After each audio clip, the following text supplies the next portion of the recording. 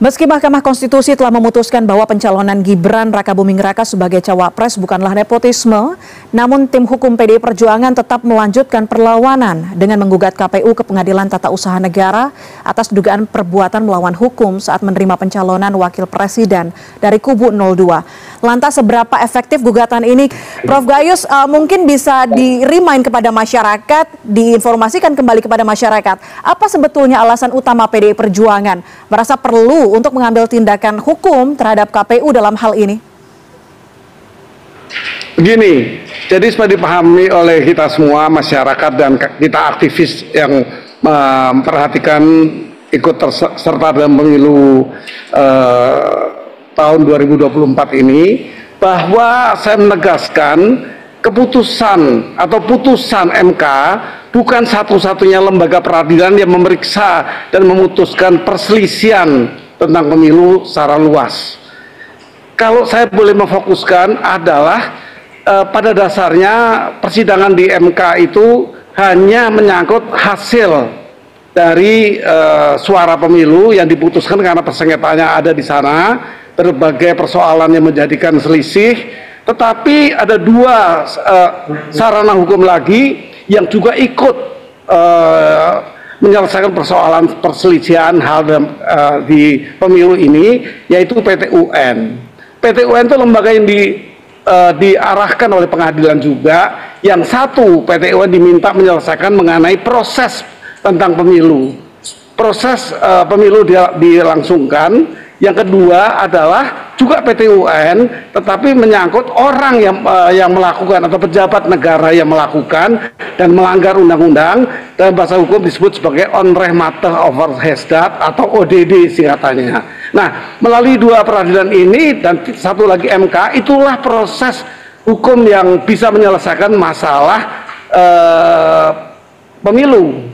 Itu inti dasarnya. Kemudian syarat-syarat undang-undangnya tentu akan lengkap, saya nanti sampaikan. Ketika persoalan ini kita gulirkan ke PT UN, di sidang dismisal atau sidang penyaringan perkara yang layak apa tidak layak disidangkan, kami diputuskan layak untuk disidangkan. Artinya filter PT UN untuk menilai itu sudah terjadi, hanya nanti majelis hakim akan mempelajari, mendengarkan semua pihak yang terkait yang hadir di situ, yang berkepentingan, berkaitan, tentu akan diberi kesempatan dan hasilnya akan diputus oleh PT UN.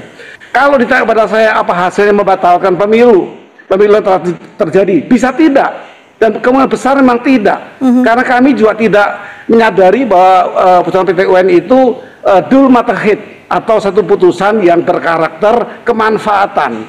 Mungkin kemanfaatan dari perkara yang kami ajukan itu tentu tidak bermanfaat, ya mungkin malah justru membuat konflik di masyarakat, mungkin itu.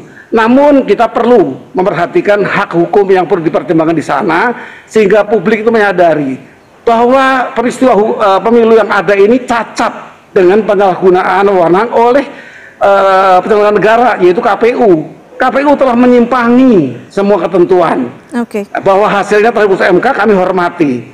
Kami sangat yakin memang tidak ada pengadilan lain yang bisa mematahkan putusan MK. Namun kalau saja karakteristik dari putusan di PT UN itu memandang dua lainnya, yaitu resekerhet, kepastian hukum, memperhatikan keadilan, saya yakin juga mungkin hakim-hakim di PT UN bisa memilih untuk melakukan terobosan baru, di mana pihak yang paling dinyatakan melanggar hukum, kalau saya boleh tegaskan, itu cawapres Gibran, bisa dicoret dari keputusan MK. Itu pandangan saya, yang mungkin kita bisa berbeda pandang, tapi itu saya meyakini celah atau kemungkinan undang-undang mengatur mengenai perselisihan pemilu ini tidak hanya diselesaikan di MK, tapi ada pengadilan lain yang bernama PT UN dengan dua sumber tadi. Yang pertama, prosesnya salah dilakukan, yang kedua, adanya pelanggaran hukum oleh penyelenggara orangnya. Seperti itu. Oke, baik.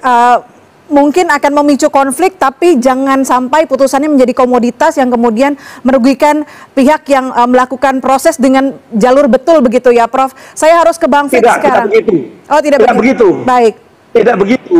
Kalau memang ini dipandang sebagai satu bentuk proses hukum yang tepat, ya tentu harus ada korban. Tapi korban itu tidak mengarah ke masyarakat.